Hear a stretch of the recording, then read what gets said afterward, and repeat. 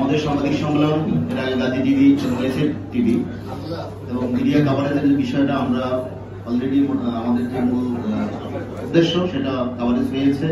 আশা করি আপনাদের কাছে নিউজ চলে আসবে এবং উপস্থিত সাংবাদিক ভাইদের উদ্দেশ্যে আমি কিছু কথা বলতে চাই। বিসমিল্লাহির রহমানির রহিম।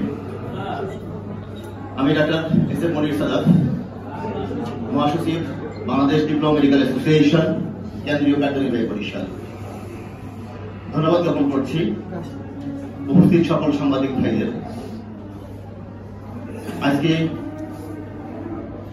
বাংলাদেশ ডিপ্লোমা মেডিকেল অ্যাসোসিয়েশনের এই প্রেস বিজ্ঞপ্তিতে উপস্থিত হয়ে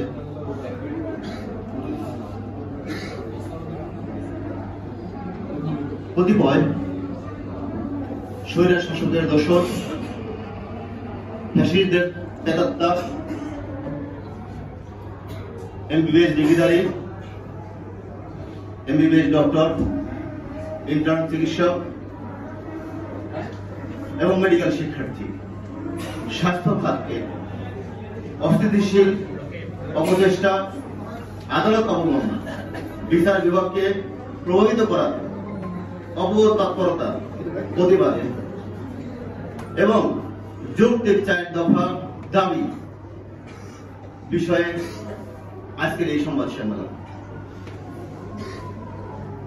আমাদের দীর্ঘদিনের 46 বছর জাতি প্রান্তিক জনগোষ্ঠীর চিকিৎসক চিকিৎসা সেবা দিয়ে আসছে। 1979 সালের সরকারের সিদ্ধান্ত মোতাবেক ডিপ্লোমা চিকিৎসকগণ স্টেট মেডিকেল ফ্যাকাল্টি হতে ডিএমএফ ডিগ্রি সার্টিফিকেট পাবেন, বিএমডিসি থেকে নিবন্ধিত হবেন। চাকরি ক্ষেত্রে পদবি ভূশহরী কমিটি মেডিকেল অফিসার, যাকে sub stand committee medical officer হিসেবে আপনারা সকলেই জানেন।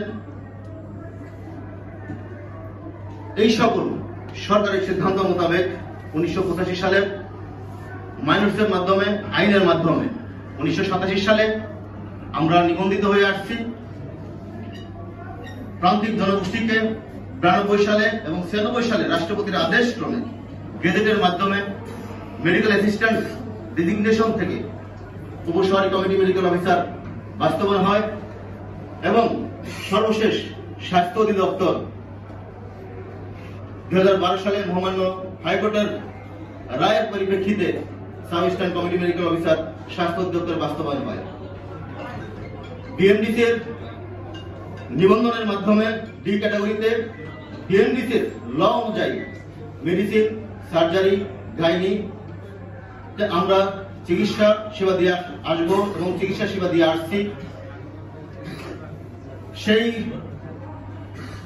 চিকিৎসা সেবাকে ব্যাহত করার জন্য, স্বাস্থ্য খাতকে অস্থিতিশীল করার জন্য, সরকারকে জিম্মি করার জন্য, স্বাস্থ্য সেক্টরকে জিম্মি করার জন্য 2010 সালে একটি কালো আইন করে। সেই কালো আইনের প্রেক্ষিতে 29 ধারায় এমবিবিএস এবং বিডিএস ছাড়া কেউ নামের উপরে ডিএস ব্যবহার করতে পারবে না। যেহেতু 1980 সাল থেকে 1980 সালের এক অনুযায়ী 1927 সালে ডিএমএফ ডিগ্রিধারী নিবন্ধন পেয়ে থাকে। সেই নিবন্ধনের 2010-এর আগে কখনোই বাংলাদেশ তথাপি পৃথিবীর কোথাও এরকম কালো আইন ল কোথাও ছিল না। তারও প্রেক্ষাপটে বাংলাদেশ ডিপ্লোমা মেডিকেল অ্যাসোসিয়েশন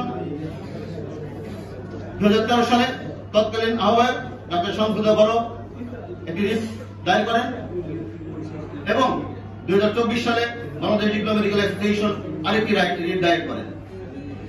দুটি মামলার চলমান অবস্থায় স্বাস্থ্য খাতকে অস্থিতিশীল করার লক্ষ্যে যেভাবে স্বৈরাচারদের দোসর সেন্সিটিভ বিষয়ে আদালত অবমাননার বিষয়টাকে বিচারপতি বিভাগকে প্রভাবিত করার জন্য বারবার মিডিয়া, রাজপথ